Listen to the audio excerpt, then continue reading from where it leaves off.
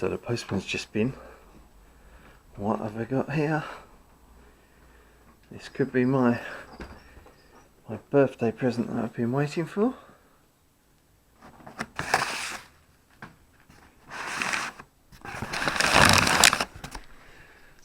That's good. Some targets.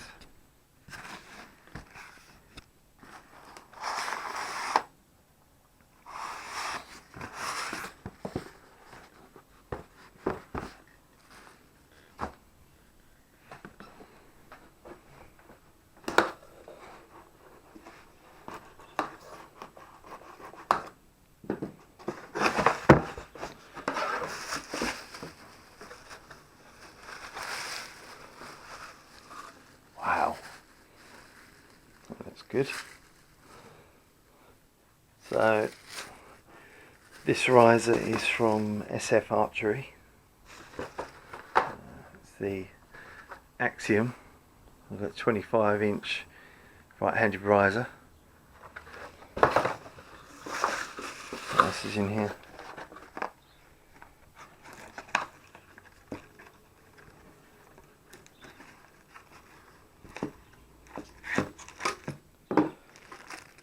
Some Allen keys, there's a plunger, and I think that's an extension for a clicker.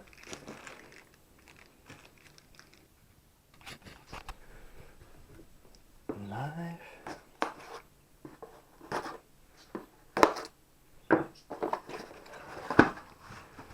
Oh, it's so exciting.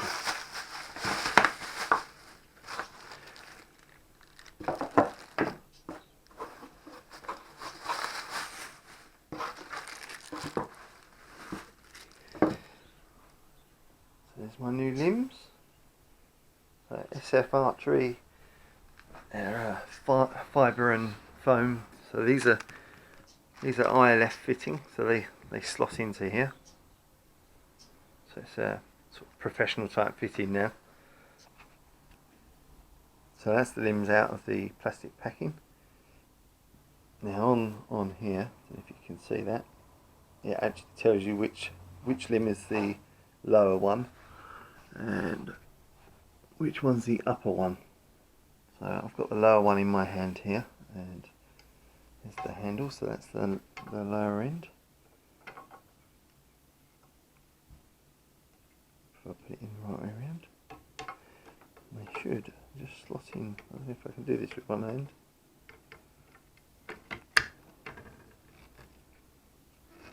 That's in there.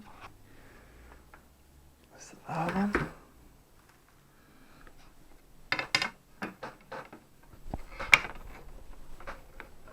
Not easy.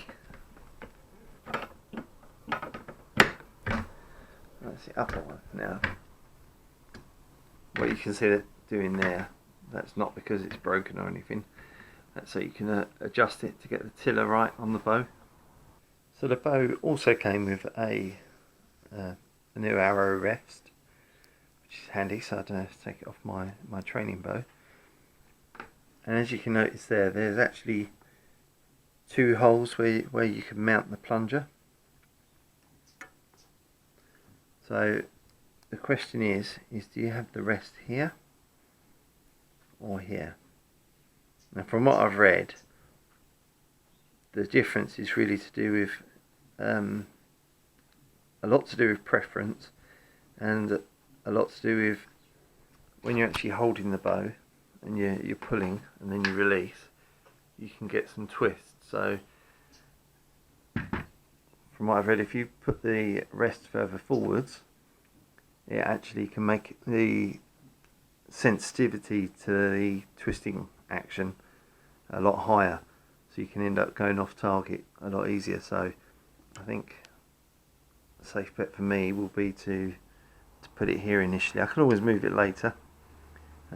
These are only held on with double-sided sort of foam tape, so they're quite easy to remove and get some more tape and put it back on again where you want it.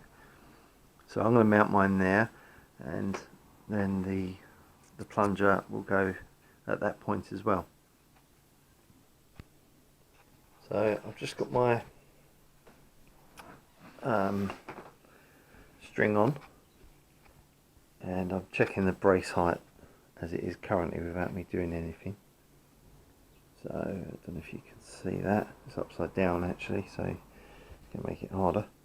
It's actually just under 8 3/4 inches. So for a 70-inch bow, that's probably bang in the middle of where it needs to be at the moment. So that will do for now, and I'll shoot some arrows and see how I get on with that. I might have to adjust the string to tune it up a bit better. So the other thing I need to do, because this is off my other bow, is just check the knocking points to make sure they're still okay. So if I just put the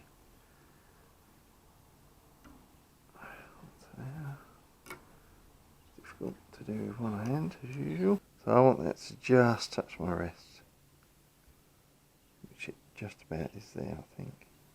Yeah. So I need to be 1/4 inch above that line. So that line there is 1/8 inch. As you can see, it's got 1/8 there. And the next big line up is 1/4 inch. So that's perfect as it is at the moment. Just like to say one thing about the finish on this riser. I mean, it's not the most expensive riser in the world. So if you can see that, it's like a powder coated aluminium. It's quite a good finish, it's quite nice. I like the red and the black together, I think that looks quite good. I've got my plunger in place now. That'll be the same. I need to adjust that when I'm out shooting some arrows. So I'll be taking the Allen keys down there and just having a play and making some adjustments.